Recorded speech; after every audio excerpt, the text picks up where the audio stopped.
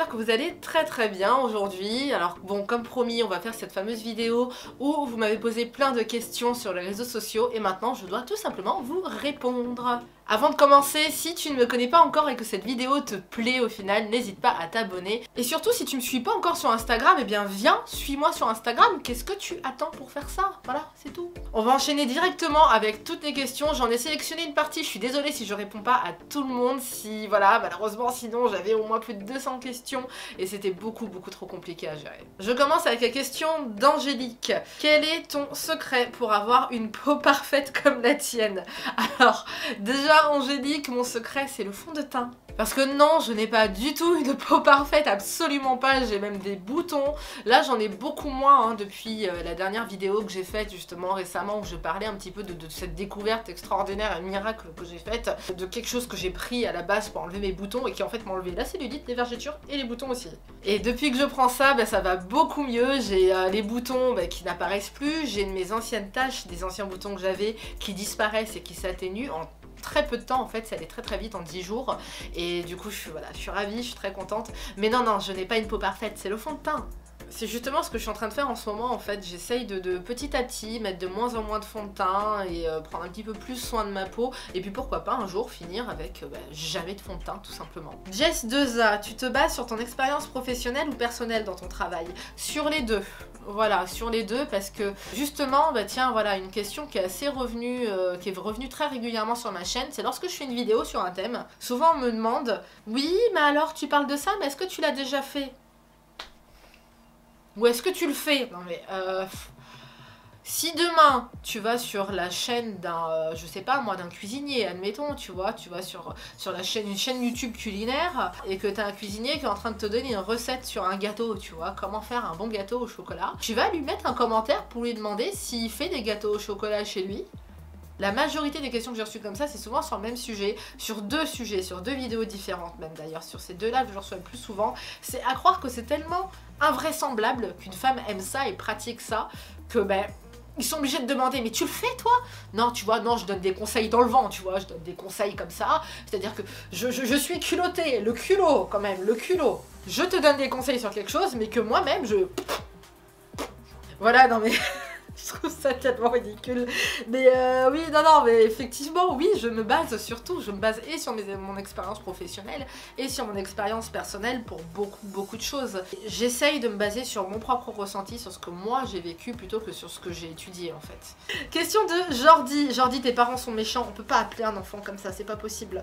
Même si j'adore ton prénom, hein, mais déjà, tu sens le vice des parents, tu vois, tu sais qu'ils sont pas gentils. On voit rarement le corps des youtubeurs. Et sur certaines photos tu parais mince et sur d'autres plus forte. Pourquoi? Et as-tu des complexes? Alors oui, c'est vrai que sur mes photos, on se rend compte qu'un coup j'ai l'air de faire 50 kg et un autre coup j'ai l'air d'en faire 100. Parce que un coup dans ma vie j'ai fait 50 kg, un autre coup j'en ai fait 100. Voilà, j'ai eu beaucoup de changements sur le plan corporel et automatiquement je vais pas jeter mes anciennes photos sous prétexte que j'ai plus le même corps. À ce moment-là, dès que je change de coupe de cheveux, je jette mes anciennes photos. Non, je conserve toujours mes photos, peu importe, que ce soit à l'époque j'en faisais 100, que ce soit à l'époque je faisais 50 kg. Bon, à l'époque j'en faisais 100, je prenais très peu de photos, du coup j'en ai pas des masses. Mais l'époque je faisais 50 kg, j'en garde encore. Et là justement je suis en pleine transition en ce moment, hein. Je suis en train de démarrer quelque chose d'ailleurs que je teste pour vous. D'ailleurs c'est vous qui m'avez emmené à faire ce truc là et je suis très contente, on me l'a beaucoup demandé sur Instagram. On m'a dit tiens, tu veux pas faire un petit truc minceur, tester, voir si ça fonctionne et comme ça tu te donnes ton retour. Ok, je vais le faire. Et même si demain, dans quelques mois, je fais 60 kg, admettons, je continuerai à poster sur internet les photos de moi à l'heure d'aujourd'hui. Du coup si vous voulez voir quel corps j'ai, je vais vous dire clairement le poids que je fais, j'ai pas du tout honte. Je fais environ 80, la dernière fois que je suis pesée j'étais à 87 kg. Sachant que j'ai déjà démarré quelque chose en cure et que j'étais à 89 kg avant de le faire. Donc du coup j'ai déjà perdu 2 kg, c'est déjà très bien. Et donc voilà. Et est-ce que j'ai des complexes? Il y a mon poids qui me dérange. Mon poids n'est pas un complexe. Mon poids est dérangeant parce qu'au quotidien, je m'essouffle plus facilement, j'ai plus de difficultés à me porter et c'est très difficile à vivre. Mais c'est pas un complexe en soi du tout, absolument pas. Mais je réfléchis, mais en fait non, j'ai pas de... Ma bouche avant était un complexe, j'aimais pas mes lèvres et j'aimais pas mon nez non plus. Aujourd'hui j'adore mes lèvres, j'adore mon nez, donc du coup, ouais, non j'en ai pas. Quelles sont les histoires qui t'ont le plus marqué, attristé ou fait rire? Alors donc déjà, déjà, tout ce qui se passe en consultation, en coaching, reste en consultation et en coaching. Donc non, je ne pourrais pas raconter des histoires, à part si mes patients me disent « Ah bah tiens, est-ce que tu peux parler de mon histoire, tu peux t'en servir, si ça peut aider des gens pour avancer ?» Ok, je le fais, mais de moi-même, non, je raconte pas tout ça. Donc, mais il y en a, hein, effectivement, il y a des histoires qui m'ont rendu vraiment triste, qui m'ont touchée, parce que oui, ça arrive, on peut être quand même touché par les histoires des patients ou des personnes qu'on a en coaching, oui, ça arrive. De toute manière, il y a quelque chose que je remarque assez souvent et qui arrive tout le temps en consultation, c'est que les gens arrivent vers moi en pleurs, et les personnes qui arrivent vers moi en pleurs repartent, mais joie, bonheur, super heureuse, et c'est là que je me rends compte que je fais bien mon travail et que je suis très très fière de ce que j'accomplis, parce que je le vois, ne serait-ce qu'en 10 minutes, déjà, la personne se sent tout de suite mieux. Je suis pas du tout le genre de personne à recevoir quelqu'un comme un psy, à être assise et à écouter les malheurs, à écouter la personne raconter ce qui va pas. Non, c'est pas comme ça. Si une personne vient vers moi, c'est pour régler des problèmes. Donc on va régler le problème, on va essayer de trouver des solutions, on va apporter quelque chose à cette personne pour la réconforter, et on va chercher à régler véritablement ses problèmes. Donc oui, ça arrive. Ensuite, tu m'as demandé comment fais-tu justement pour évacuer toutes ces émotions? Ben justement, j'ai pas besoin. Voilà, vu que ces émotions-là, vu qu'on commence les consultations avec de la tristesse, on les finit dans la joie.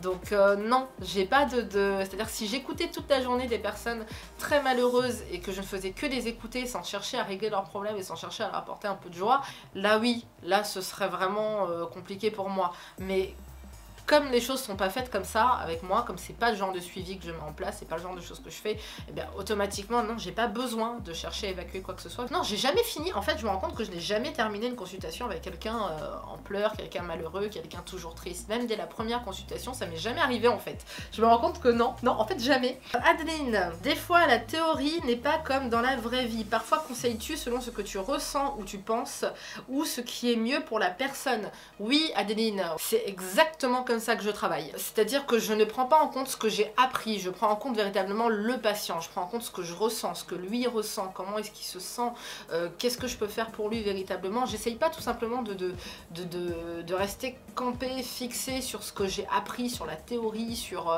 voilà, je suis pas, de toute manière, j'ai pas ce côté psychorigide, j'ai pas ce côté carré que certains praticiens peuvent avoir. Je cherche à vraiment comprendre mon patient, à comprendre ce qu'il ressent et à arriver surtout à trouver grâce à lui ce qui sera mieux pour lui. Moi la théorie et compagnie, non, ça fonctionne pas. Ça fonctionne pas du tout. Chaque personne est différente de toute manière. On est tous différents, on a tous une manière de fonctionner différente. Donc quelque chose qui va fonctionner sur une personne ne fonctionnera pas forcément sur la personne d'à côté. Donc il faut respecter les gens et respecter leurs besoins en fait. Voilà, c'est tout. Angélique, aimes-tu la mode? Non.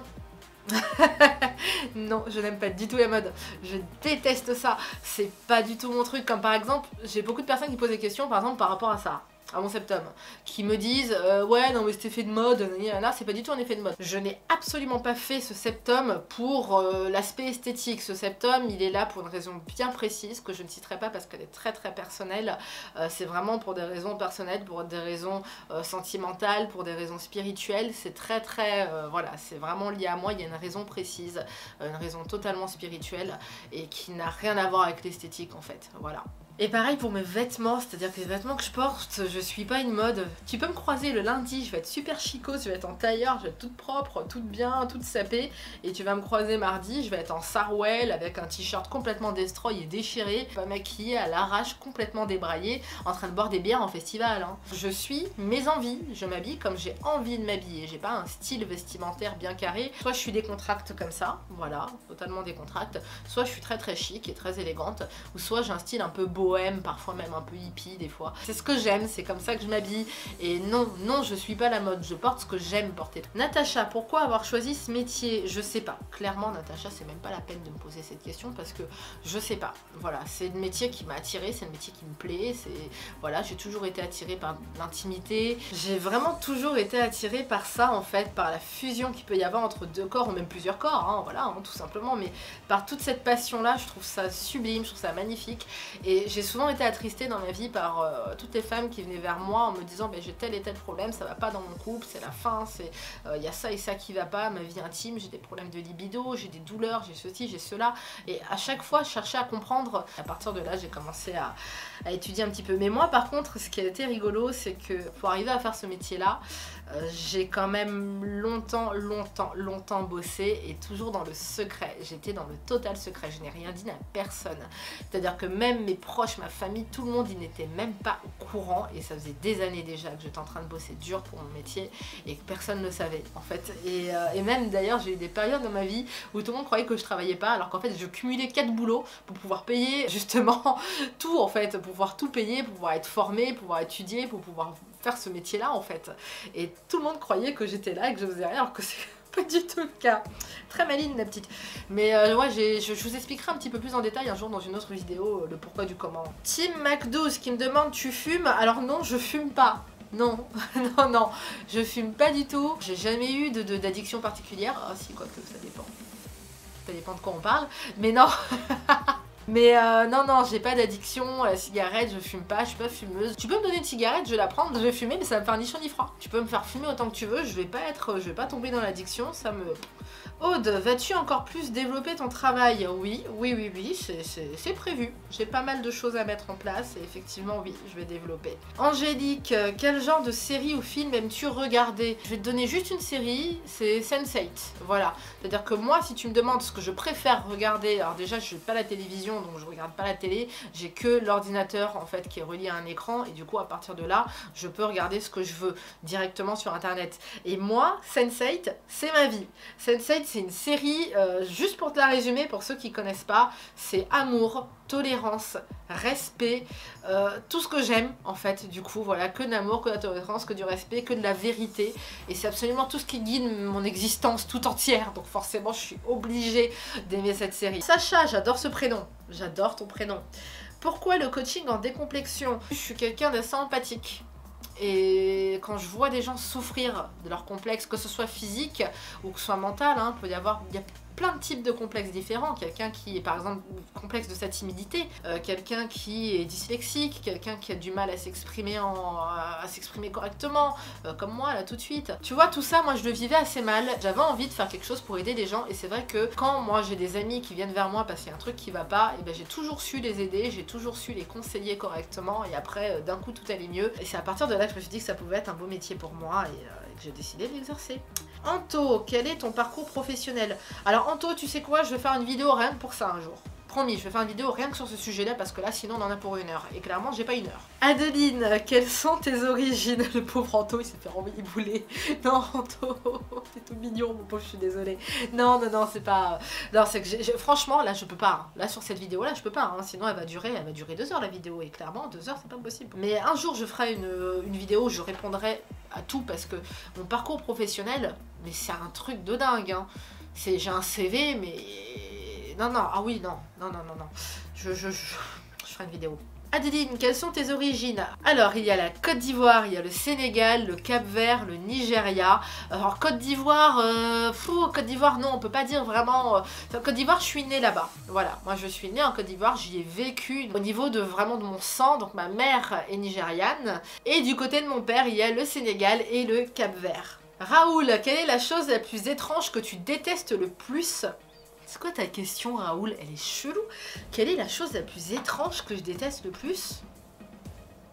Un truc inhabituel, un truc qu'en général les gens aiment bien et que moi j'aime pas.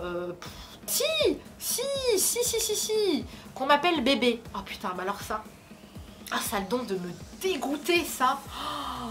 Mais alors, quand t'es sur YouTube, que tu fais de la vidéo, quand t'es une femme, et quand en plus de ça tu parles d'intimité, il y a un problème, c'est que les gens pense que c'est pas pile-up.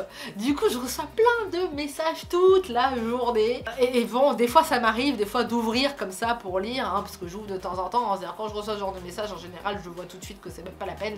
J'ouvre pas, mais des fois, ça me pète dans la tête. Je me dis, vas-y, je vais ouvrir juste pour rire, tu vois. Et quand je vois, salut bébé, ah! C'est-à-dire que moi, Je suis très très difficile à charmer, c'est-à-dire que moi la beauté, l'intelligence, l'humour, tout ça, ça me suffit pas, je m'en tape clairement, ça me fait ni chaud ni froid. C'est pas du tout quelque chose qui va m'attirer, j'ai besoin d'un truc en plus, c'est-à-dire que je suis très à cheval sur pas mal de choses, ne serait-ce que le parfum de la personne, mais son vrai parfum, son parfum corporel, sa peau, pas du parfum cheap ou pas du déo ou pas son savon, l'odeur vraiment de la peau de la personne, pas de la transpi, hein, mais la vraie odeur corporelle, y a pas mal de choses qui vraiment ont une grosse importance pour moi, donc moi un mec beau, intelligent, tout ce que tu veux, qui vient me voir, qui va me draguer sur internet, ça me fait ni chaud ni froid, je m'en tape. Et pour le coup, il y en a qui en plus de ça rajoutent bébé, donc c'est à dire que même si dans la vraie vie, tu vois, je suis là, il y a un mec qui est tout ce qui m'attire le plus, qui a une odeur corporelle extraordinaire, qui est tout ce que tu veux, genre je suis là, je suis célibataire, admettons, tu vois, je suis célibataire, je suis totalement open, le mec a tout ce qui me plaît, et là il fait salut bébé, c'est mort.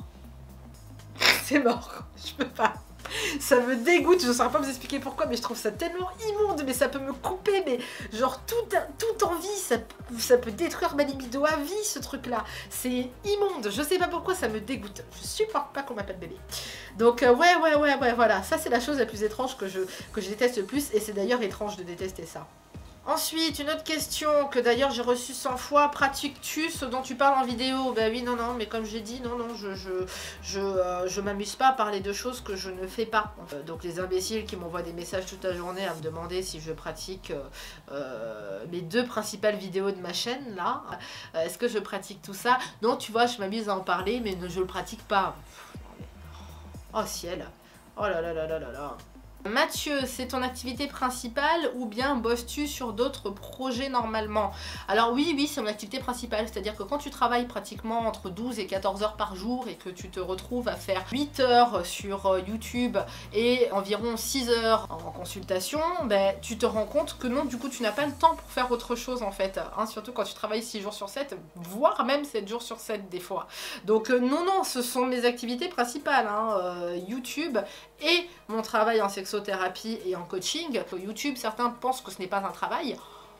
Oh là là, mais même moi avant de me retrouver youtubeuse, je ne pensais pas que c'était comme ça en fait. Quand je vous dis que je passe des fois 8 heures par jour, pour YouTube, c'est très sérieux. Je passe vraiment 8 heures par jour, ce n'est pas une blague. C'est un truc de dingue. Ousmane, fais-tu des partenariats? Oui, Ousmane, je fais des partenariats, mais alors moi par contre, il y a un truc qui commence à m'agacer. Parce qu'à plusieurs reprises, j'ai reçu pas mal de demandes de partenariat, et au final, on me dit, ben non, tu testes pas les produits, mais on aimerait juste que tu nous fasses de la pub, on va te donner de l'argent, hein, on te donne de l'argent, et tu fais de la pub pour un produit que tu ne testes pas. J'ai pas que ça à faire, non, moi si je propose quelque chose, c'est-à-dire si je recommande quelque chose, c'est que je l'ai testé, ça a fonctionné, c'était très bien, je l'ai trouvé génial et j'approuve, voilà. Sinon je ne fais pas de partenariat, c'est mort. Donc oui, j'en fais, pour l'instant j'en ai accepté que 2, et d'ailleurs c'est même pas accepté, d'ailleurs que je te mens, c'est pas vrai. Les 2 partenariats que j'ai, c'est moi-même qui suis allée vers les sociétés pour du partenariat. Il y en a une, c'est un peu du semi-partenariat et l'autre c'est du partenariat complet. Je suis allée vers ces sociétés parce que j'avais testé donc justement ce qu'ils ont, ce qu'ils proposent à titre personnel, et j'ai tellement été emballée que j'ai dit vas-y, il faut que j'en parle sur YouTube. Faut que je leur en parle. Du coup, il faut que j'essaye de trouver une solution, de faire un petit partenariat. Et donc voilà. Juliette, Beyoncé ou Rihanna? Ah, Beyoncé. Oh. Non mais j'adore Rihanna, hein. J'adore Rihanna, c'est pas le souci. Bah, faire un choix, moi Beyoncé c'est ma vie, hein. Alors autant moi tu peux me voir, je vais écouter du Jacques Brel, je vais écouter d'Edith Piaf, mais après je vais écouter Beyoncé. J'ai vraiment des goûts en matière de musique qui sont assez... Je vais loin quand même. Cindy, es-tu mécontente de certaines vidéos et as-tu des regrets? Est-ce qu'il y a des choses qui t'énervent sur YouTube? Oui, j'ai des regrets, notamment par rapport à une vidéo que j'ai faite où j'ai utilisé un mot pendant toute la vidéo alors que c'était pas du tout le mot approprié, que c'était un autre mot qu'il fallait utiliser. Est-ce qu'il y a des choses qui m'énervent sur YouTube? Oui. Quand par exemple tu fais, je te donne juste un exemple, j'ai fait une vidéo sur un thème bien particulier. J'ai posté cette vidéo, je me suis faite pourrir. J'ai reçu, j'ai compté, hein, j'ai reçu plus de 470 messages d'insultes, de violences, de haine, de tout ce que tu veux. Sauf que moi j'ai un modérateur. Mon modérateur il a autre chose à faire que de passer ses journées à supprimer, ou dans ce cas à valider, parce que du coup j'avais juste mis la validation des commentaires. Donc c'est à dire que tu peux mettre ce que tu veux comme commentaire, tant que c'est pas validé par modérateur, personne ne peut le lire le commentaire. C'est-à-dire toi tu le vois, toi tu peux le lire, mais les autres peuvent pas le lire. Il y a d'ailleurs des imbéciles qui sont amusés à mettre ouais t'es bête ou t'es stupide ou des choses comme ça, et qui juste en dessous mettent haha lol, on le voit mon commentaire, c'est faux ton histoire de modération. Du coup je trouvais ça très drôle. Je trouvais ça assez rigolo parce que moi je les lis pas en fait les commentaires, c'est mon modérateur qui les lit, et des fois qui me les envoie. Des fois il me les envoie parce que c'est tellement drôle qu'il y a vraiment voilà, il y a lieu à s'amuser des fois. Mais oui, il y a un truc que je trouve assez agaçant, c'est que sur cette vidéo-là, j'ai reçu plein de commentaires haineux et agressifs et méchants et de gens qui ne comprenaient pas parce que j'avais pas mis une petite explication. Il y avait besoin d'une explication. Et ensuite, j'ai retourné la vidéo avec une explication au tout début de la vidéo en mettant bien un panneau où je dis attention, pendant les 3 premières minutes de la vidéo, elle concerne telle, telle et telle personne uniquement. Et maintenant, sur ces vidéos-là, je reçois peut-être, ouais, j'ai reçu peut-être une bonne vingtaine de commentaires me disant oui, mais ça servait à rien, pourquoi est-ce que t'as fait des explications? Non mais n'importe quoi. Ouais, franchement, t'as perdu ton temps pendant 3 minutes parce que franchement, tu nous as fait perdre du temps. 3 minutes de vidéo qu'on servait à rien. Et puis, on n'avait pas besoin de ça. C'est l'éternelle insatisfaction humaine, en fait, qui m'énerve sur YouTube. C'est ça, voilà, qui m'énerve. C'est de voir que tu fais un truc, les gens sont pas contents. Tu fais l'inverse, les gens sont pas contents. Quoi que tu fasses, les gens ne sont jamais contents. Et surtout, en plus, lorsque tu mets... Le pire, c'est que j'ai eu la présence d'esprit de faire ça. Je me suis dit, si je mets les 3 premières minutes où je détaille un petit peu plus le pourquoi du comment de cette vidéo, pour éviter d'avoir ces 470 messages derrière où on me pourrit la tronche, ben... si ça se trouve, ça va agacer un petit peu. Donc je mets un message au début pour prévenir. Comme ça, vous pouvez passer ces 3 minutes. Du coup, si ça vous plaît pas, vous les passez vu que ça vous concerne pas. Eh ben non.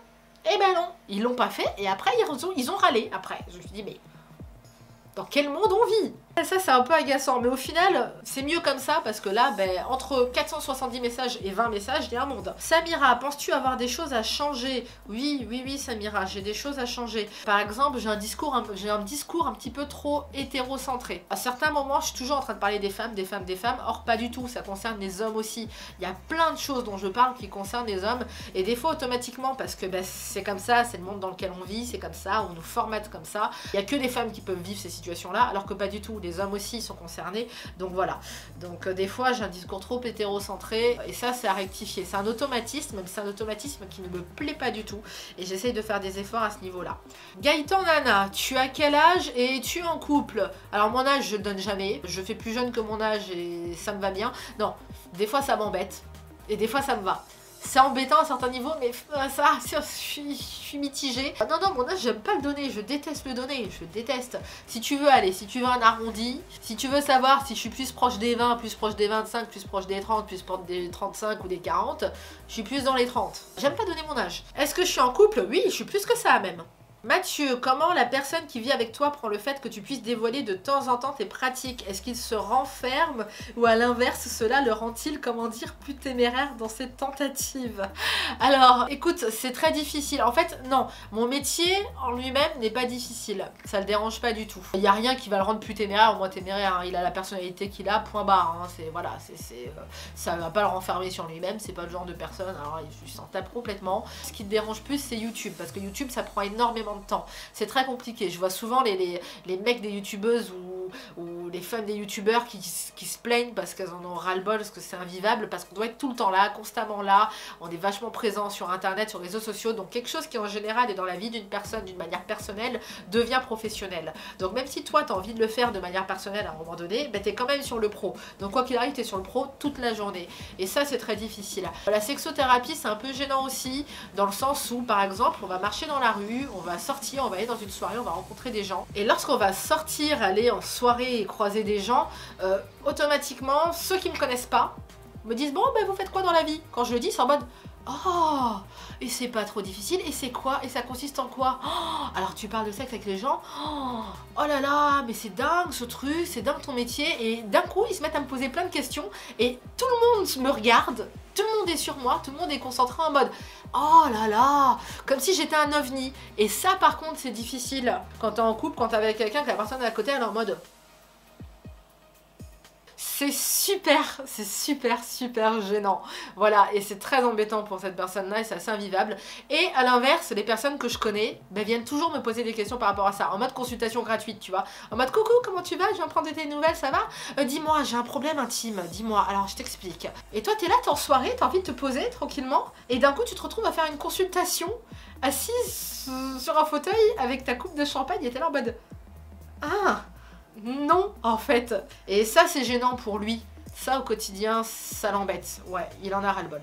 Mais bon, il m'a choisi, hein. Faut assumer. Cathy, dans ton couple, qui calme le jeu dans les embrouilles? Alors, dans mon couple qui calme le jeu, personne. Parce que moi, j'ai une personnalité, c'est-à-dire que quand je suis en colère, faut me foutre la paix. Et ensuite, ça passe.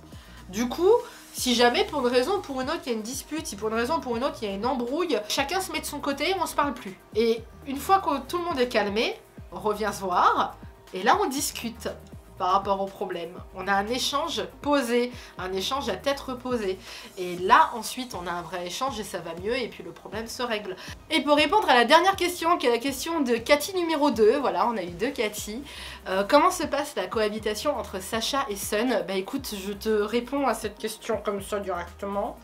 Voilà, ça va beaucoup plus vite, on va conclure la vidéo comme ça, donc écoute, la cohabitation est très... attaque le chien, attaque le chien, attaque, attaque le chien, mort, croque. Voilà.